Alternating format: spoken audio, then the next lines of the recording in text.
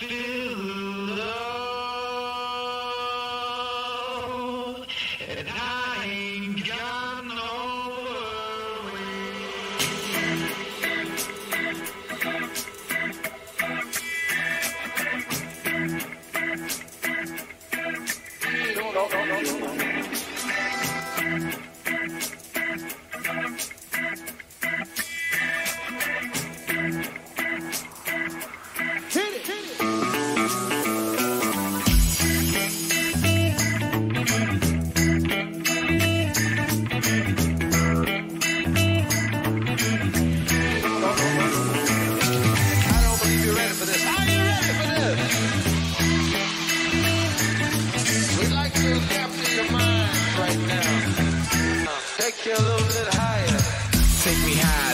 I got the fire flow. Shorty getting down, going up the fire pole. Radical in the mitten where we mad co. I got the bullfrog flow. You a tadpole. Welcome to someone's favorite movie. My name is Randy, and with me is the man they call Tom Coe. Well, they call me that. I don't know if I'm a man. Well, my father always berates me. They call you a lot of things. Word on the street. They do. Not even behind my back. They don't even have the courtesy to do that anymore. Your co-host Jake, he's told me a few things that he calls you, and I'm like, oh boy, you're making me blush, sir. Yes, I'd imagine he could give you quite the earful. Exactly. Or, knowing him, he'd be willing to fill any orifice that he could get his hands on. Excuse me, this is a family-oriented show. Talking about orifices. How dare you? Yes, this is technically a children's movie that we're reviewing this week, so I should watch myself. Yeah. Ah, man. So, he comes from a big dumb geek show called Jake and Tom Conquer the World. I come from a big dumb comedy show called Miserable Retail Slave. When we come together, we form this great big awesomeness that is this big dumb movie show, someone's favorite movie. We're just a pair of angels with filthy souls covering these forgotten cinematic wonders that rightfully or wrongfully have been swept under the rug. Yes, movies that should have been forgotten, but we just can't. We're like the cinematic version of kind of playing with a burn blister after eating too much hot pizza, aren't we? We just won't leave it alone. We won't. We're that broken tooth that you just keep tonguing and tonguing until you cut your tongue. Yes. Like, stop it. I think that's a very apt description of our show. We should stop it. We should just leave it alone, but God damn it, we can't help it. Here's another apt story, I feel like, because I mentioned swept under the rug, and I have to tell this anecdote because it has to do with turds, and oftentimes we deal with cinematic turds on this program. I actually just recorded a whole podcast about turds, so I'm all ears, sir. Yes, you did. That's the high-quality podcast that is Jake and Tom Conquer the World for all your poopy needs. So anyways, I was at my respectable day job and walked into one of my rooms, and there was a perfectly placed and well-formed turd right in the middle of the floor. What's the definition of a perfectly placed turd? Well, you have my attention. It was on the floor. It was like unhandled. I'm just picturing it like in the center of the room, amazingly well lit. It's like the dude's rug. It pulls the whole room together. Pretty much, this turd pulled the whole room together. And the problem is, how did it get there when I knew there was a room full of people there not minutes before? Like, I understand these things happen. Maybe you had a stunning and sudden accident and you kind of wiggle your leg a little bit. So I've seen that. I have seen that in real life with my eyes. It was disturbing and amazing at the same time. Well, yeah, because you're trying to get it to sneak out of your trousers there. And there was no sneaking about it. There was no subtlety. Well, I mean, normal people would be kind of stealthy about it. And this person apparently was very stealthy. And also they seemed to be some sort of poo magician because I'm telling you, this turd was in pristine condition. If it had been graded by a memorabilia company, perfect 10, I would think. Wow. Anyways, getting to the point of my story. That very same day, 2 other turds were found in a different room. However, they weren't in the center of the room, Someone had hid them under a rug. You have a serial phantom pooper on your hands, is what you're saying. Yeah, I mean, I don't know who this daring defecator is, but I applaud his or her moxie because, wow, you are a pooping ninja, sir, or ma'am. And that's what I think of now every time I hear the phrase, swept under the rug. You're welcome. You're welcome for that story. Well, I can't wait to use that in a nice social setting. That story, I think, is going to be great at the next potluck at the church. Absolutely. Use it for an icebreaker, folks. That's free of charge. You're welcome. That's your gift, because we've been absent for a while, and that's all because of these pesky technological issues, which we won't bore you with. However, we have made a lot of promises to cover some movies, and we're going to try to be that show that keeps all our promises. So we will get to them eventually, I assure you. We will. Keyword being eventually. Yes, exactly. We're going to grow this thing to reach more and more people because we're just a stubborn weed in the crack of cement. We're just going to keep growing whether you want us to or not. One day we will reach the sun. We're going to reach that sun, and we won't burn when we touch it. We'll just wrap around it and make it our own. Yes.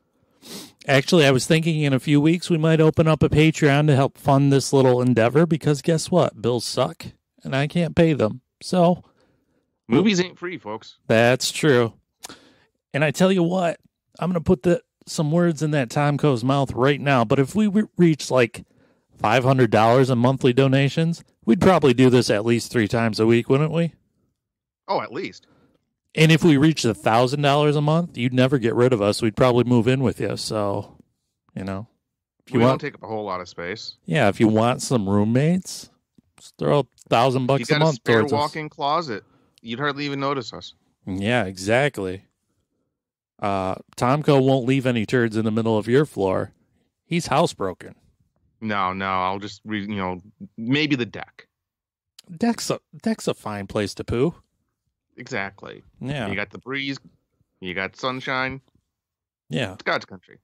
Yeah. I wouldn't be surprised the next time you see a company selling decks if the tagline is a fine place to poo. Oh, could I be a mascot? Absolutely. We'll put your Tom Coe face all over that. Well, my straining Tom Coe face. Oh, well, obviously. Yes. Today, we're covering a little-known treasure that's just started to be discovered over the last couple of years. It's a French film called 3615 Pere Noel. He said in the worst French accent possible. Also known as Dial Code Santa Claus or Deadly Games. We're going to tell you whether or not a much-beloved American classic by the name of Home Alone completely ripped it off. I'm curious to see what you think, because I've got my opinion pretty firmly set. Oh, you got your opinions, huh? Just thinking about it makes me want to put my hands on either side of my face and go, like a cute little Culkin. But first, before we get to that, this is a segment we call... What are you watching? What are you watching, Tom Coe? Actually, right before we started recording, I finished up rewatching the entire run of Fargo, the FX series by Noah Hawley, who is also responsible for Legion. The 4th season's getting ready to come out in April, so I figured, you know what, while I'm waiting, why not get reacquainted with the flavor of the show?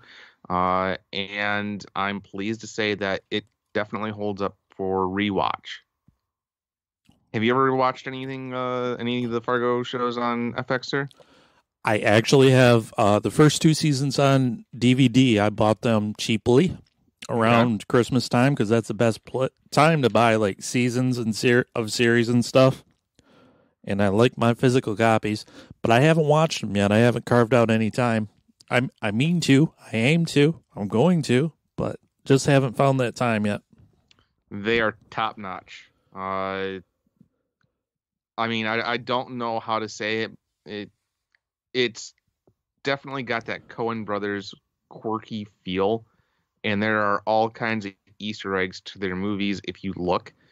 Are the Coen Brothers producers on it, or are they? I think they might be producers in name only. Sure, yeah. But they aren't very involved other than giving their blessing to Noel Hawley to go ahead and use the name Fargo. Mm-hmm. And that's really the only solid connection to their movies that there is, other than just like nods and winks. Gotcha. Definitely top-notch stuff. Check it out. Anything else that you can think of offhand? Yeah. Last weekend I rewatched Lonesome Dove for the first time in probably 15 years. Oh, how was that for you? Oh, I gotta say it's at least in my top 5 westerns, if not higher. Nice. Are you a fan of westerns? I am. Probably. I mean, not all westerns. Sure. I'm not a big fan of the wholesome fake westerns that were out in like the 50s and 60s. The singing, dancing cowboys? Exactly. Yeah. That just doesn't appeal to me. But you give me a good Clint Eastwood spaghetti western and a beer, Mm-hmm. I'm going to be a happy guy for the next 3 hours. I'm not a big western fan, but there's a few that I really love. I love Butch Cassidy and the Sundance Kid. Mm-hmm. Unforgiven. I love Pale Rider quite a bit. Yeah. I saw the original Magnificent Seven last year, and then I watched the remake with Chris Pratt and Denzel Washington. Oh, And yeah, I just couldn't bring myself to it. yeah, it wasn't. I like both those actors a whole hell of a lot, but Oh man, you realize how excellent the original actually was when you watch them back to back. Holy bet. cow! And speaking of the Magnificent Seven, one of the movies that you and I have been talking, well, 2 of the movies that we've been talking about are made by Peckinpah, the guy that did the Magnificent Seven. That's true. Yeah, in the future we're going to cover Straw Dogs and Bring Me the Head of Alfredo Garcia. One of the greatest titles for a movie ever. Absolutely, I've definitely heard of it, but I've never seen it, so that'll be fun for me. Word of warning, it's a weird movie. Well, that's what we do best around these That parts. is our specialty. Yes. What about yourself, sir? What have you been watching? What have I been watching? Well, I've been watching on Hulu this show called High Fidelity, based on... Oh, really? That's another one that I was really hesitant to give a chance just because the movie is, I don't want to say perfect, but it's damn good. The movie High Fidelity is one of my favorite movies of all time. I've seen it probably... Oh, man. There was a time I was watching it like every other week. Mm-hmm. It's a great Gen X angsty movie. Oh, yeah. Yeah, in my mid-20s when I was feeling like a angsty son of a bitch, that's what I would put on, that and Swingers. Yeah. So I was a little bit excited, a little bit skeptical. You know, they flipped the gender, and Zoe Kravitz is the lead in this version. She is the child of Lisa Bonet and Lenny Kravitz. So the answer in the old Outkast song, "Hey Ya, what's cooler than being cool?" It's Zoe Kravitz, because those two people spawn a child. How can that child not be cool? Exactly, and beautiful. Oh my God, yes. I have such a crush on her, especially watching the show. And I watched her on do you watch that show on YouTube, the Hot Wings show? Yeah. She was on that, and she was like super cool on that. I'm like, wow, she's pretty much the perfect woman. Anyways, I'm 4 episodes in, and I am happy to report that the show is great. They actually Really excellent. Yeah, they actually lift lines and scenes straight from the movie, Okay. but somehow it works. Main difference so far that I see is John Cusack in High Fidelity is pretty much an unredeemable asshole, like the whole time. And somehow Zoe Kravitz doing the same lines is not an unredeemable asshole. Like her delivery and the way she plays it, it's completely different. It's interesting. Well, I mean, that's one of the beauties of a television show where you don't have an hour and a half to tell your entire story and get to know all of your characters. You can take the time to let them get fleshed out over the course of a season. Sure. And so the part in the movie that really makes John Cusack the worst is when he admits that he cheated on the woman that he's desperately in love with and wants back and can't believe she left. He drops the bombshell suddenly that, oh, I cheated on her. So that hasn't happened in the TV show yet, and I'm curious to see if it will happen, because that'll change things a bit for me, I guess. I don't know. But it's very excellent so far. I'm happy about it. I might have to check it out, but still, there are so few things left in this world that I think are kind of worth holding on to your memory for, and High Fidelity is one of those. Yeah, I get it. I understand. Like, if they did a Fight Club series with, like, Florence... Anybody. Yeah. Well, yeah, anybody. I would be like, oh, I don't know about that. Because that's probably my favorite movie ever. That's up there. Yeah. I have been plowing through movies lately. I think it's a movie geek thing, because I'm pretty sure there's no way normal people do this, but I actually keep a list of movies I see every year and, like, keep track. Do you do that? No, I thought about it, but my OCD isn't quite to that level. Oh, I've been doing it for years. I don't know what it really benefits me, but I do it, and I can't stop at this point. So last year, I only watched 65 movies the entire year. This year, I'm already up to 47. Damn. Yeah, I've been really plowing through shit lately.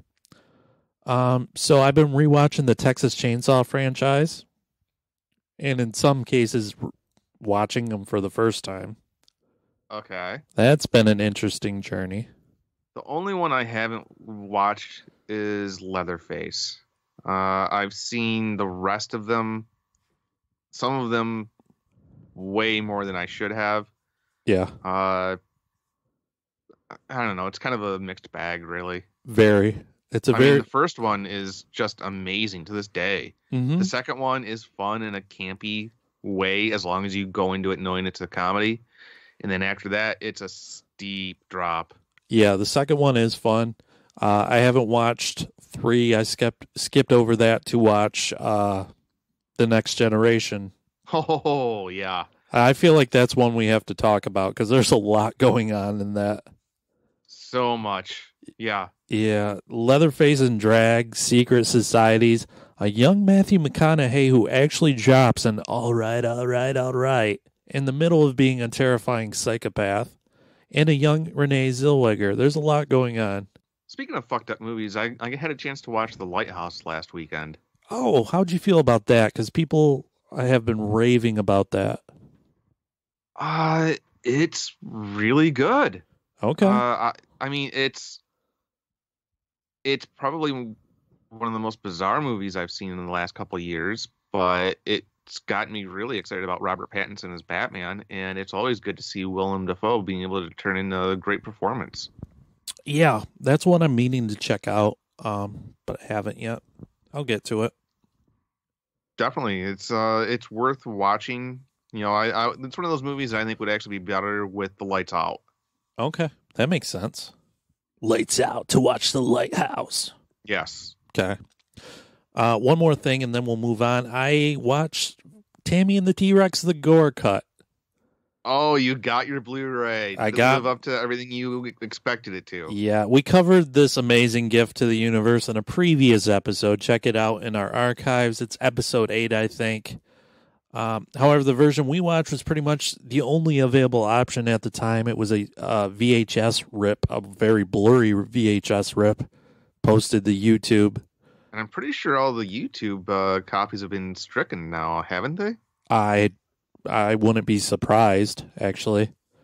So the Blu-ray's here. It's a restored, perfectly clear version. And this movie's enjoying a renaissance right now. It's on Hulu. It's on Shudder. Like, wow. Oh, it's on Hulu. I didn't know that. It's on Hulu now. I just saw it today. I couldn't believe it. Well, next time I want to get into an argument with my wife, I know what I'm going to flip on. Yeah, that'll chase her away. You win. So I sat down with my gal and watched this movie because we really bonded at the beginning of our relationship over this movie. So now we watched the gore cut, all clear. You can actually see the actors' faces. It's amazing. This one, they added some curse words and some gore that was stripped from the theatrical version because I don't know what audience they were trying to reach, but they thought PG-13 would be better than R.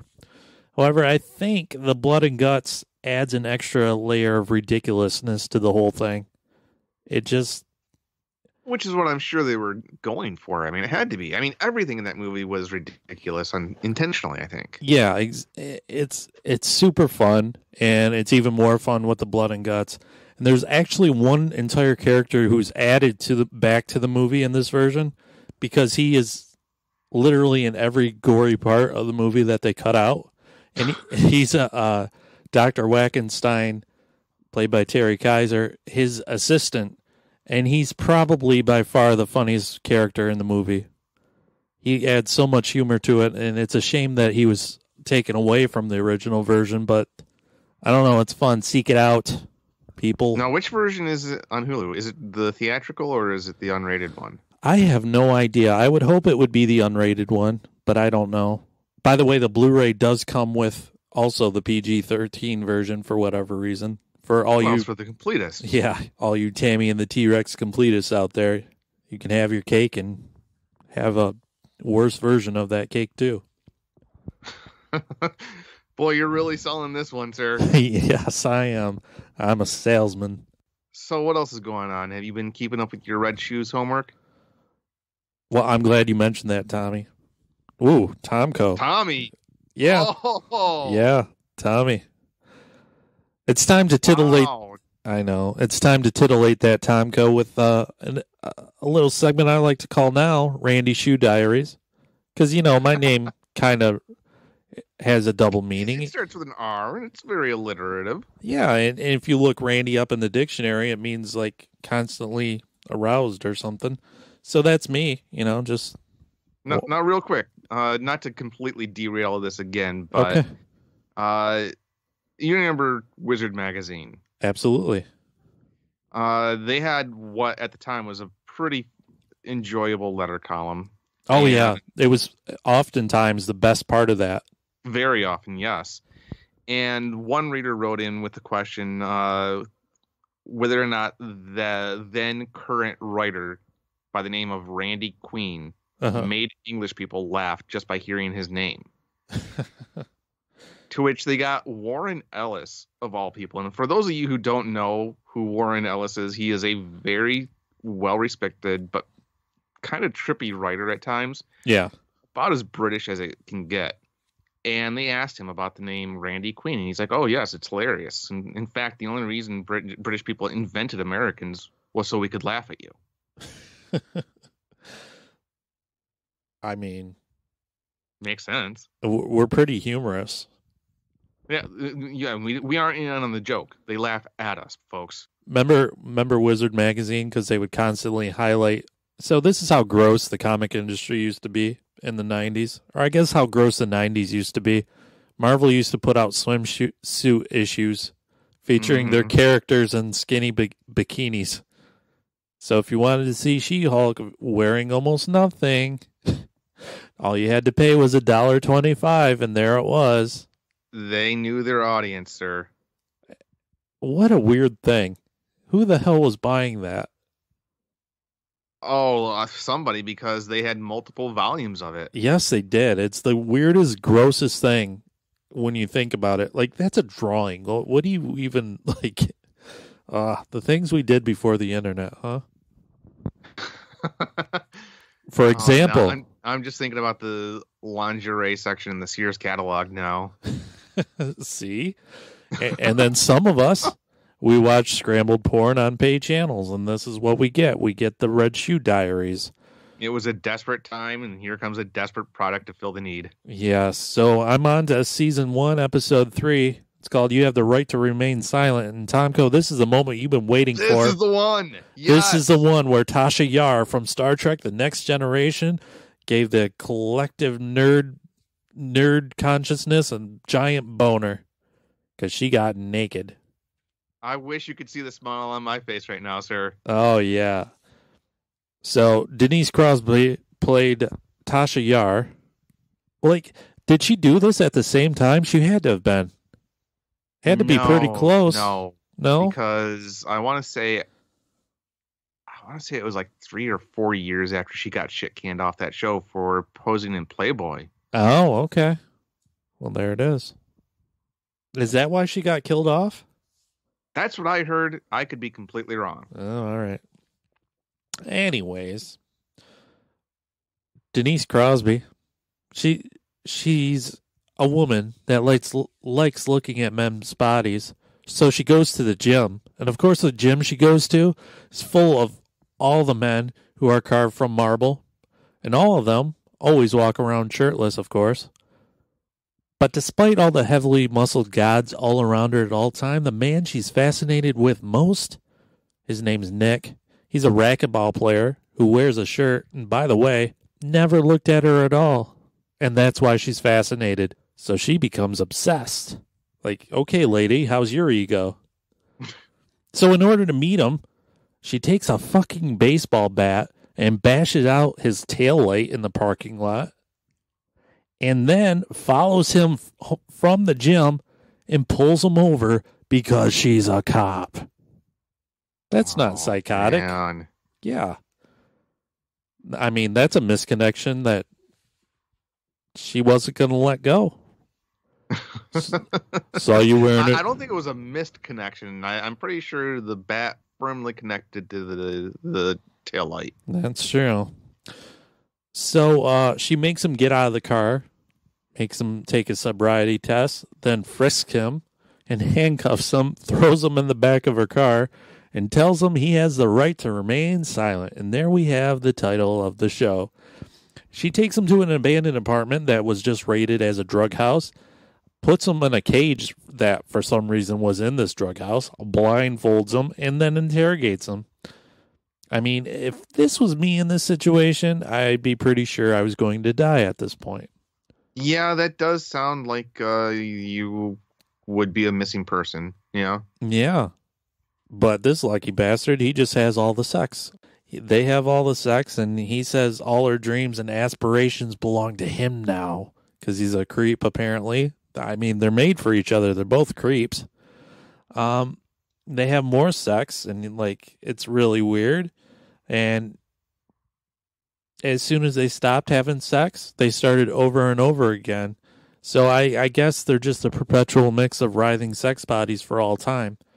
I mean, she literally said once they stopped, they started again. So, man, you figured you'd chafe after a while. Man, so much redness. Ugh. They're both going to be sore in the morning. Like, oh, God, that was a bad idea. But then, you know, the next day they decide to hang out and they start playing racquetball together at the gym because that's his favorite thing, apparently. It was the 90s, makes sense. And finally he caves in, and I guess he really liked having all the sex for all time, because he says that they're going to have a really real relationship, but only if she beats him in a game of racquetball. You know, because that's how you start a relationship. And actually, how you start a relationship shouldn't be, you know, interrogated in a crack house cage. Probably not off to a good start. No. I mean, if you're taking him home to meet the parents and they ask, how do you meet? How did you guys meet? It's probably not a story you want to tell. That's the weirdest meet cute story ever. Probably. So, Denise Crosby beats him in a game of racquetball, and he gets really pissed off, and she slams him into the wall and tells him basically to shut up, and that he is hers now, and he becomes a meek little puppy. And the moral of the story, according to David Duchovny, who's the narrator of this thing, the harder you play the game, the harder you fall. Oh, you know? Words of wisdom from Red Shoe Diaries. Very sensuous, possibly sumptuous, could be scrumptious. The Red Shoe Diaries. Felonious. Excuse me? Definitely felonious. There's definitely a lot of crimes being committed there. Is that how you say it? Or felonious? Felonious. Thelonious Monk. It's definitely Thelonious Monk. I do this on the Miserable Retail Slave show. It's a segment where I ask the best possible questions that are both thought-provoking and mind-bending. I'm bringing that same thunder here right now, Tom Coe. I hope you're ready. Quality question. You're catching me off guard on this one. Yeah, that's right. Quality question, Tom Coe. I thought of this question because recently in my watching binge, I watched the movie Drop Dead Fred for the first time because it was a hole in my cinematic knowledge and I had to watch it. Okay. I've seen it maybe about 20 years ago. Okay. I mean, this isn't the quality question, but I do wonder why no one makes movies like this anymore. It's so rare. Like, if I ran a streaming service like Netflix, I'd be throwing money at folks that came to me with their weird, original, quirky ideas. If you don't know, Drop Dead Fred's about an adult whose imaginary childhood friend comes back to her in her time of need. Very weird idea. They don't make them like that anymore. I could see something like Shout Factory. They have a streaming service that is on, at least I have it through my Roku. Mm-hmm. I could see something like Shout Factory doing something like that. If they wanted to have just weird, bizarre, original content, I could definitely see them making a mark with it. Yeah. By the way, folks, if you have a Roku, go ahead, download that. Download Tubi and Crackle. Like, yes, they're all free, and they have a shitload of weird and fun movies, and surprisingly, name recognition movies. I don't know what that means. What a weird thing to say. Like, movies you would hear of are on there as well, is what I'm trying to say. Yeah, a lot of cult classics, a lot of hidden gems, as well as a lot of mainstream success movies. Yeah, you said that a lot better than I did. God damn it. But yeah, and it's free. You just have to watch a couple 30-second ads here and there. It's not a big thing. So, anyway. It's actually kind of, I realize that I kind of missed commercials just because it gives you a chance to get up, take a pee, get a pop, sit back down, and continue the movie. Yeah, absolutely. So, Phoebe Cates is in this movie, and she is so watchable. This Phoebe Cates. Yes, she is. I mean, besides a certain bikini scene in Fast Times at Ridgemont High, she's probably best known for doing the Gremlins movies. Mm-hmm. That's how this quality question popped in my head. Okay. First, we must review the rules of the Gremlins for the people that may not know. If you spill water on a mogwai, you have multiple mogwai. That's how they spawn. They look like Furbies. If you don't know what that is, they look like cute little fuzzy teddy bear thingies. Imagine Baby Yoda with fur. Oh, that's perfect. Good job. God, you're killing it tonight. Why do I feel like a knucklehead and you're just Einstein there? Damn it. That's why I keep you around. I'm a professional podcaster, sir. Hell yeah, you are. Also, if you feed one after midnight, they make cocoons and emerge from those as nasty lizard-like gremlin things. Yes, you don't want to give them any leftover chicken. But how does that? I've always wondered. I know I'm not the only one who's thought about this. How does that work with time zones? Or daylight savings time? I think the main thing is he's breaking all the rules, so he becomes a little devil. Yeah. I think that's the long and short of it. I think that's all you have to know. He was told not to. He ate it after midnight. Yep. So he becomes a little devil, and that's what you have to deal with. So, quality question. If you dropped a mogwai in the sea, would it multiply perpetually until you had an ocean of gizmo? Just never-ending multiplication filling all the oceans. Well, isn't that kind of what they implied at the... And God, it's been a long time since I've seen this, but when the main gremlin, Stripe, jumped into the pool, he was multiplying over and over again, I thought. This is true. Could we have an entire landform of mogwais? Oh, man. If one just imagine the real estate prices on Mogwai Island. Right? I mean, that's a good way to end like the food crisis, too. We can start hunting those little fuzzy bitches. Hey, if they're eating iguanas in Florida, why can't we eat mogwai off the coast of California? I know. Like, so, yeah, you put one in the ocean, and then it would multiply, and it multiplies sustainable 8. Food source. Yeah, it multiplies 8, and those 8 would multiply. Oh my gosh, this would be the end of the world as we knew it. But would it give birth to something better, though? I mean, just imagine what Wolfgang Puck could do with fresh mogwai. Oh, put a little garlic and butter on that. I bet you it would be really good over like a charcoal grill. Oh yeah, get those nice charcoal marks in flavor to it. Yeah. So I guess the answer to the question is eat Gizmo. Got it. Yeah. All right, let's stop fucking around. Let's get to the movie. Yes, let's give people what they came here for. This is why they gave us their precious download. Yes. Dial Code Santa Claus. How did you come across this movie? How did I? God damn it! I don't even know. I don't know. I'd never even heard about this before you said, "Hey, this is what we're watching." I think it was around the time that I was looking at. Okay, yeah. So a few episodes ago, we did a movie called 12:01 p.m., which the producers of sued the producers of Groundhog Day because of the similarities there. And I believe that's how I came across this. Okay. Because the director of this movie tried unsuccessfully to sue Fox and John Hughes for making Home Alone because of similarities that he saw, which we'll get to. Yes. I think that's how I came across it. I'm not sure, though. Or, no, maybe I was looking... So we did an entire episode on Silent Night, Deadly Night, the franchise. This is how I came across it.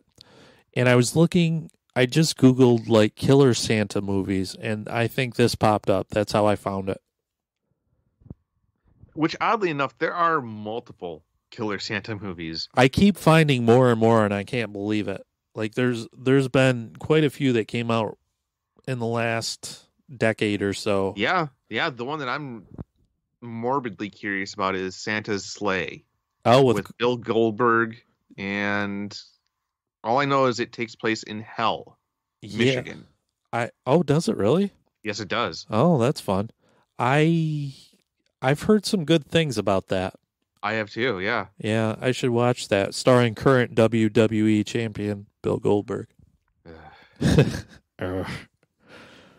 Tom Coe's an AEW kid. Don't mind him. I am. Yeah. I am. Anyways, but Neil, digress, Tyson. Dial Code Santa Claus. This movie is about the main character is Thomas, who's a rich kid. He's got a big imagination, a bigger house. He lives there. An even bigger budget from the looks of it. Yeah, right.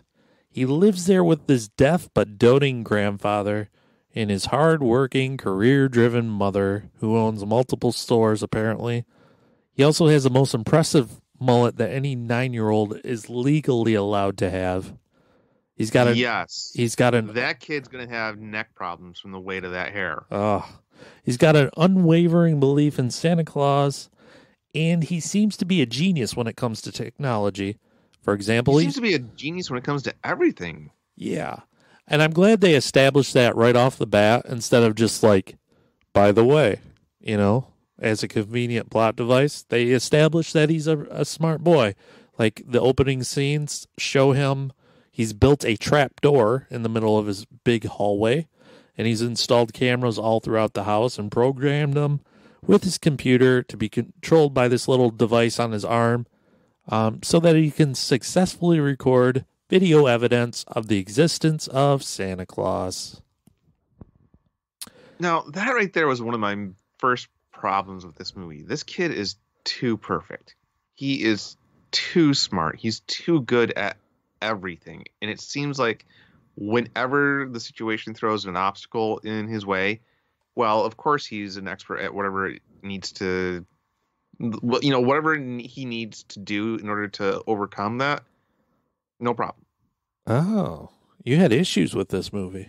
I did. Oh, boy. I quite enjoyed this movie, actually. But Thomas's dad is dead. His mom works constantly. He's dating some doofus that he doesn't necessarily approve of. His grandpa, his dog, and a boy named Pilu are his only friends. One day, Thomas decides to use a Minitel to reach out to Santa Claus to prove to his disbelieving friend, Pilu, that Santa doesn't indeed exist. Now, I had no idea what a Minitel was. I thought it was something that was just made up for this movie, so I had to Google it. Did you know what this was? No. Yes. It looked like what? Some kind of like cross between like a payphone and an instant messenger? Yeah. In movies in the 80s, anytime anybody used a computer, it was like some magical genie or something that could do anything. Like, I need $1 million. Well, let me just get on this computer and hack into the blah, blah, blah, and you got $1 million. You know?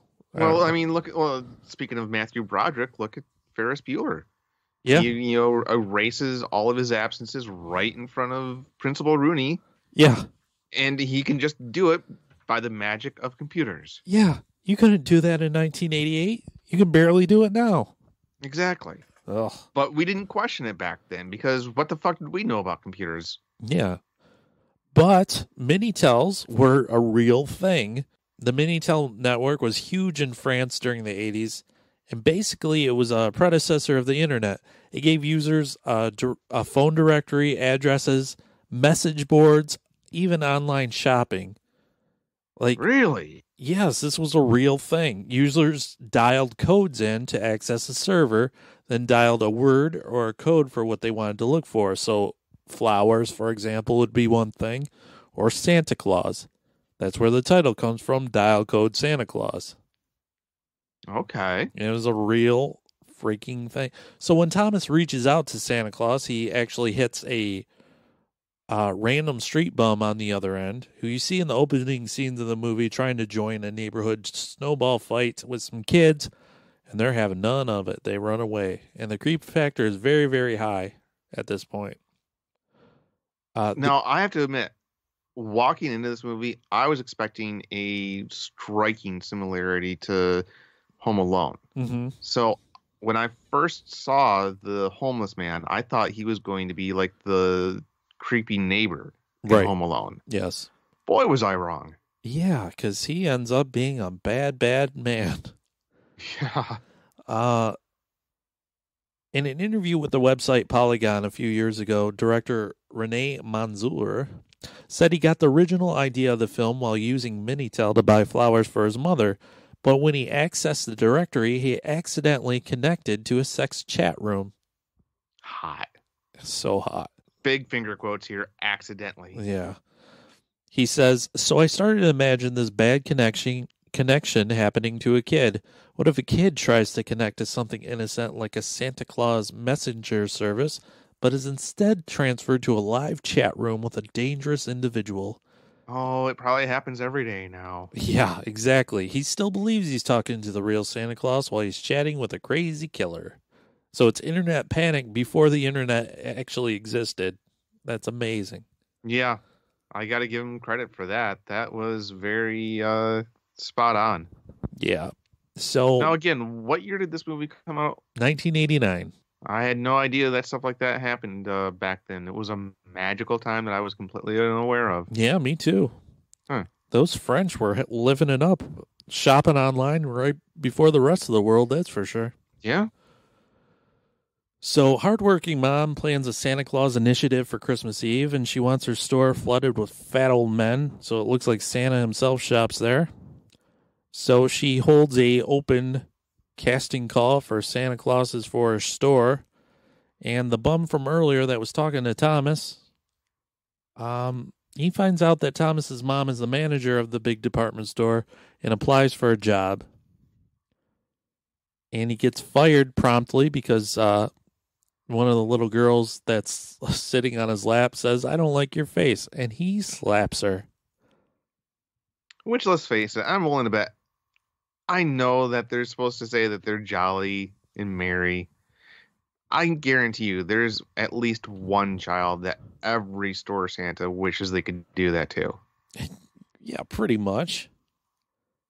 But you can't. Yeah. Rules. For the dog. Cameras. Yeah. What does society come to when you can't slap a 2-year-old? So he gets fired. He walks into a personnel office to get his pay or whatever, and overhears talk about a delivery being taken to Thomas's house. So Santa Bum hitches a ride there in the back of the delivery truck, kills the driver. You didn't see the Wet Bandits doing that. Yeah, this movie escalated at an alarming rate. Yeah. And bear in mind, I'm expecting a proto Home Alone children's movie. Yes. Yeah. So he kills the driver and then the house caretakers. And meanwhile, Thomas is in the house and navigating through secret passages in the house to get to the perfect spot to see Santa drop down the chimney. At this point, Mom calls home. Thomas answers, and she tells him not to try to see Santa because if he does, Santa will turn into an ogre. Of course, Thomas doesn't listen.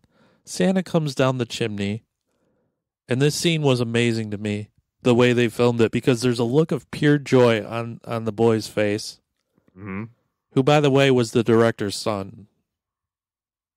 Okay, I can believe that. Yeah. They have a white glow of happiness around them because Santa's there. And it's quickly dulled when JR, Thomas's dog, attacks the bum, and Santa fucking kills it with a dinner fork to the neck. That's when damn. Again, I was expecting a family-friendly kids movie, and it all of a sudden turns into the opening act of John Wick. Yeah, all of a sudden, shit got real, and it becomes a slasher movie as this weird, demented Santa starts giggling and chasing the boy through the house. And you're like, holy fuck. What the fuck am I watching here, Andy? Yeah. So, I mean, it gets really, really tense. And along the way... Did it get tense, though? I didn't have any sense at all that the kid was going to be in genuine danger because, again, he's too perfect. He knows everything. Well, I guess I'm just a naive snowflake because I thought it was tense, Tom Coe. I don't know. To me, they took away a lot of the any kind of sense of dread. You know, I wasn't on pins and needles hoping that Tommy was going to get out alive because, of course, he was. Yeah. His name's Tom. Tom's always win. Exactly. One way or the other. One way or the other. So they play a cat and mouse game, and along the way, Thomas swears that he'll make the Santa pay for his dog's death. He says, even though you're Santa Claus, I swear you're going to be scared. In order to do this, Thomas creates elaborate booby traps in the house in order to take out the intruder. Does this sound familiar to you? Vaguely. Yeah. So you're saying you didn't like this movie? I did not like this movie, no. Oh my God, I can't believe it. To me, again, the character was just too perfect. He could do anything that the writers threw at him. This is, again, one of those movies where I don't know who the hell they were making it for because it's too family friendly to be a horror movie and it's too horrific to be a family movie. And I just couldn't get into it. Oh, man. I'm very disappointed in that. You have a movie where a small boy is asked to purge his faith in Santa Claus by killing Santa Claus. That doesn't strike you at all? Nah. Like the killer starts the movie as a playful child trying to join in a snowball fight, and he ends up dressed as an old man at the end of the movie, a mythic figure of childhood wonder trying to kill youth. And Thomas is the same. Thomas is the same way. He's wide-eyed and full of belief, full of play and whimsy, and at the end he's wide-eyed and shell-shocked because he killed the very thing that he believes strongly in. Oh yes, by the way, Thomas fucking shot Santa Claus. Can you imagine Kevin McAllister pulling a shotgun out on Harry?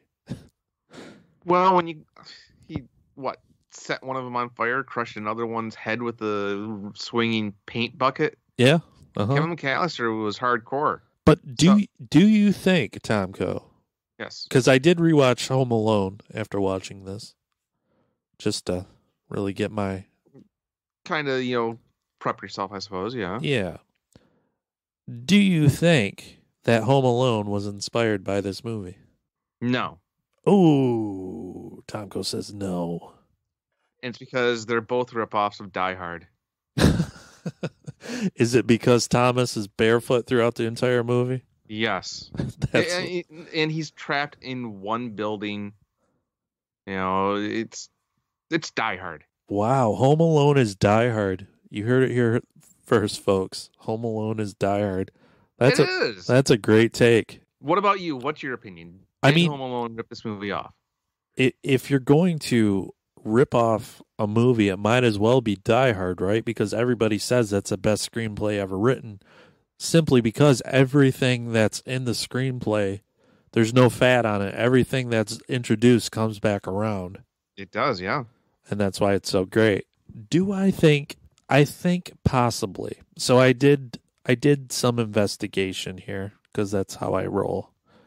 So in case you don't know, Home Alone was written by John Hughes.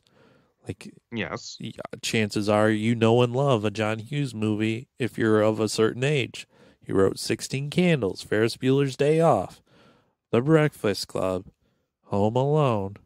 Some of the greatest movies of a generation. Dutch. I don't think Curly that's hyperbole. Sue. Yeah. Some of the greatest generation. Some of the greatest movies of a generation. National Lampoon's The Vacation movies. Mm-hmm. And the movie was directed by Christopher Columbus, who sailed the ocean blue in 1492.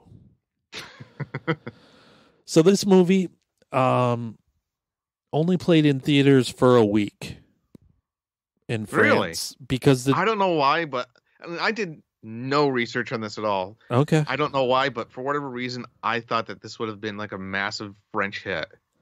Well, it kind of was. It only played in theaters for a week because the distributor only wanted to technically release it as a movie so they could sell it to TV stations at a higher rate. Okay. So it was technically only in theaters for a week. However, it did well on video and was at the top of sales and rentals for 6 months in France. Wow. So good for them. Yeah. And while the normal movie-going public in America might not even realize this existed, people in the industry definitely did. Because the reason René Manzour, the director of Dial Code Santa Claus, was hired by one George Lucas and one Steven Spielberg, you may have heard of them, to direct episodes of the Young Indiana Jones Chronicles, was because they saw this movie. Interesting. The film was also shown at a little thing called the Cannes Film Festival in May 1989 in order to find potential distribution companies interested in buying the film. An American producer even approached Manzour to make a remake of it. Okay. Dial Code Santa Claus also opened the I don't know how you say that word, Fantastic Film Festival in 1990, and apparently received a standing ovation from an audience that included Roman Polanski, Wes Craven, and Ray Bradbury. Oh, come on. The film also won Best Director and Best Film at the 1990 Fanta Festival in Italy. No, come on. There had to have been other movies that came out that year. People like this movie. I like this movie. You don't. I'm just saying. Well, fine. I guess I'm the wrong one. You said it, not me. I'm just saying facts. I can't help that you're guilted into realizing how wrong you are. It's not my fault your opinions are stupid. Oh, did I say that out loud? I Damn think it. you did. Edit. Well, at least I don't have something in common with Roman Polanski. That's why I like you, sir. According to James Hughes, the son of the beloved screenwriter, John Hughes, his father wrote the script for Home Alone in less than 10 days. It shows. Yeah, especially now when I rewatch the movie, I'm like, ooh, this wasn't as awesome as I remember it. Not at all. No. I mean, in 1990 when it came out, it was legendary because here's this kid showing him who's boss, you know? Mm. I was in 4th grade, and trust me, those traps inspired me. So I should not admit this, but I think I have on Miserable Retail Slave before. Inspired by this movie in 4th grade, I started writing and drawing my own teacher torture machines. Oh, wow. In which I would draw representations of my teacher getting blown up and flamethrowered, and all on a conveyor belt. Ran into cactuses, cacti, paint cans, all of it. These days, I would be arrested and taken to a psychiatric hospital for such a thing. But I guess they're right. Media does cause violence.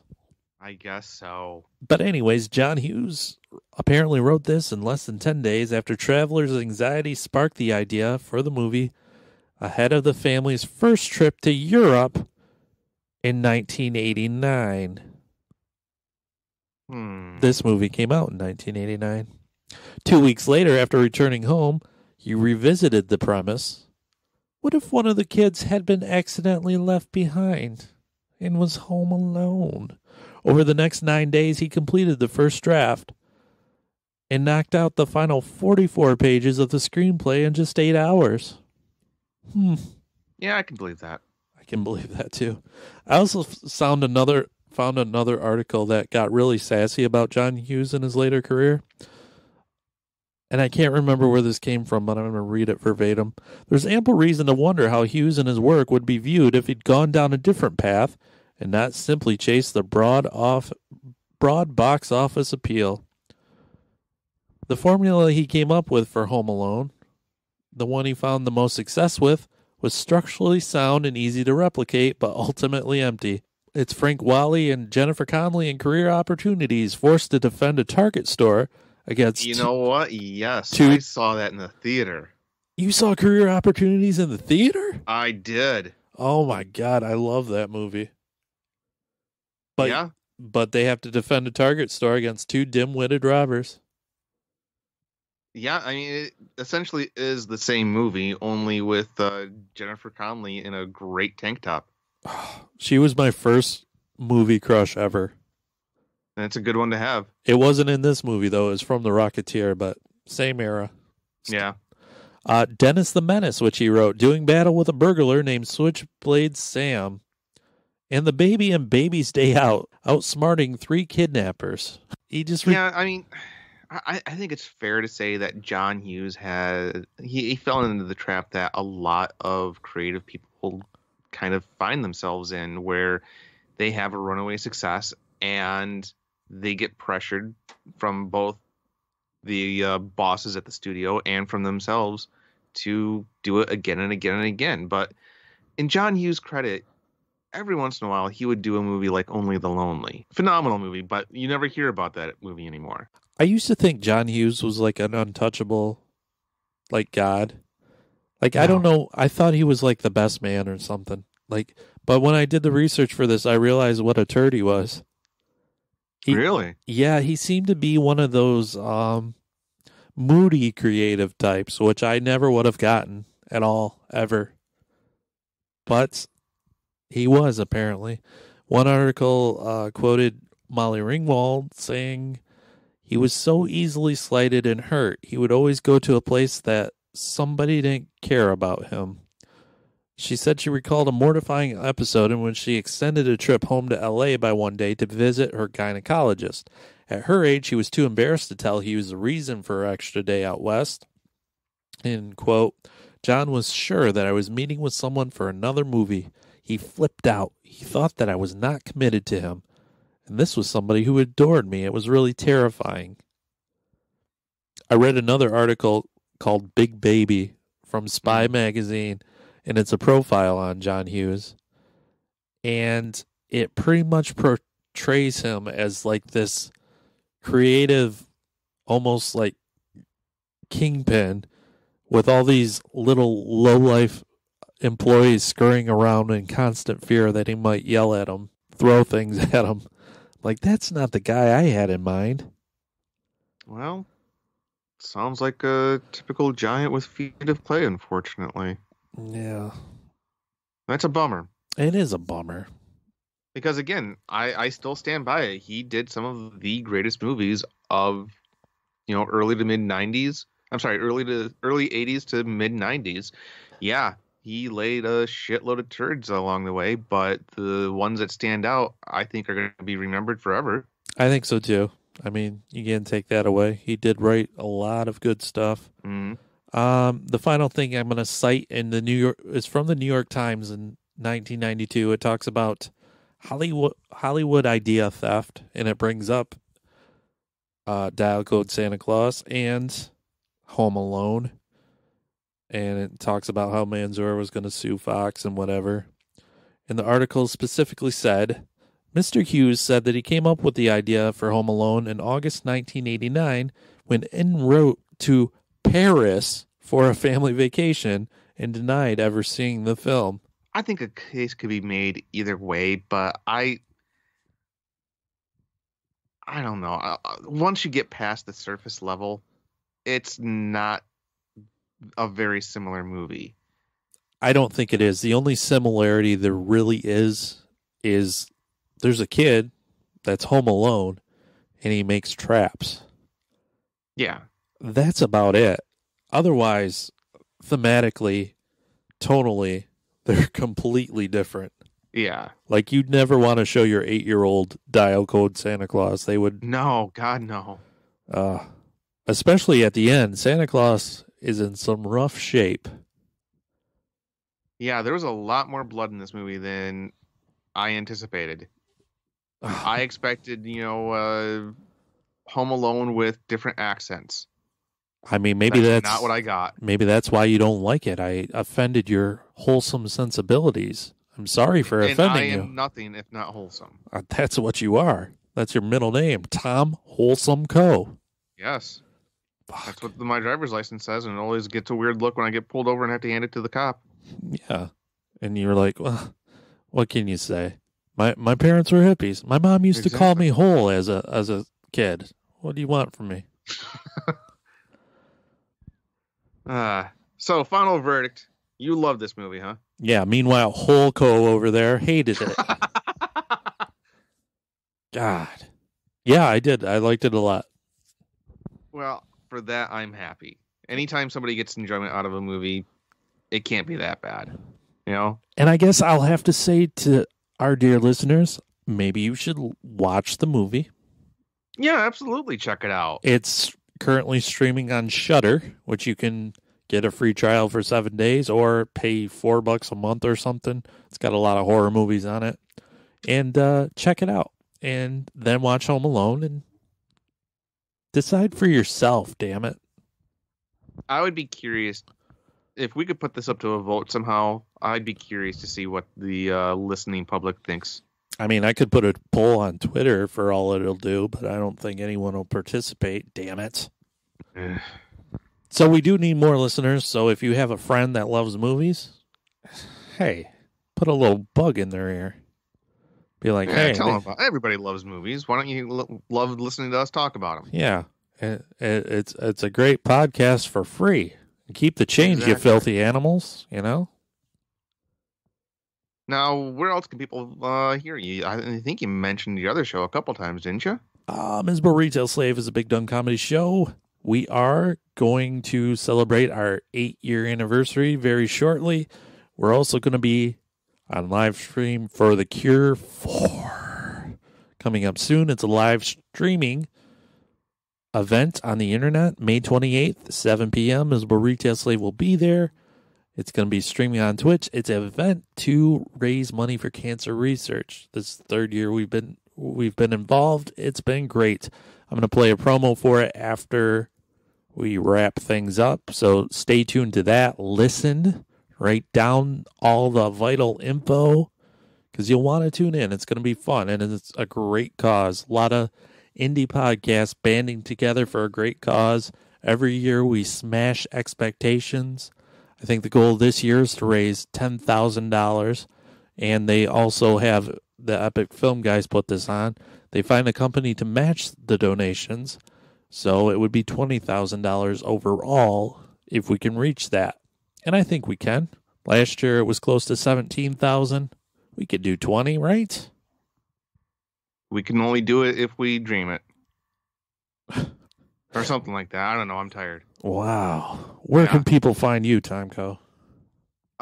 Usually, well, you know what? I'd say every Sunday. Normally, I would say normally Sunday, but this weekend I think we may be a little bit late. We had some technical difficulties of our own, but you can find me on a little show called Jake and Tom Conquer the World. It's been described as the conversations you overhear from a couple dorks drinking on the other side of the bar. Beyond that, you can find me on Twitter at The Drunken Dork, and you can find me on Facebook at Jake and Tom Conquer the Group. Perfect. Next time we're going to be covering for St. Paddy's Day, because we promised, the Leprechaun franchise in its entirety. All 8 of those sons of bitches. Oh. Yes, that's an appropriate response. This is not a podcast for the weak of heart. No, the week after that, breaking news, Tom Coe, we're covering a movie called Stunt Rock. Stunt Rock? Oh, yes.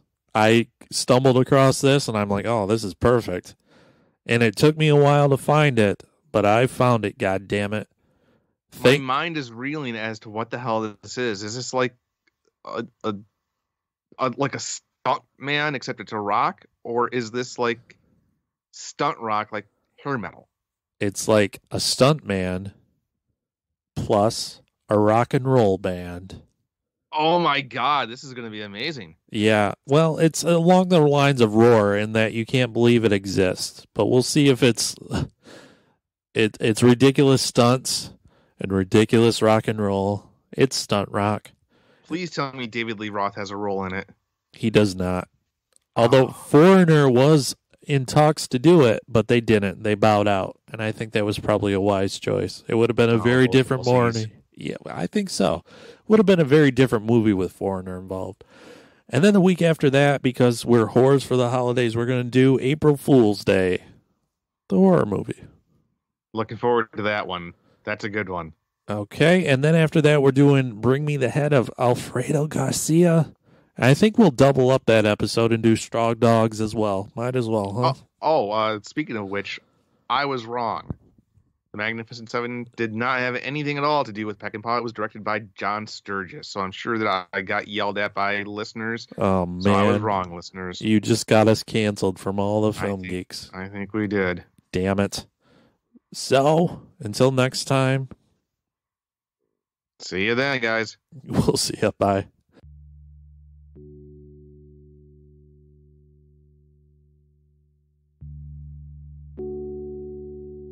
Can you imagine a world immune to all forms of cancer? Ladies and gentlemen, the time has come for our 4th annual live stream for the cure. And this year, we need your help more than ever. Please join us May 27th through May 31st for 48 hours of live content from guests and podcasts around the world. We'll be aiming for our most ambitious goal to date as we try to raise $10,000 for the Cancer Research Institute. Please visit www.livestreamforthecure.com for more information on this year's event and how you can be a part of it. Together, we can make a difference.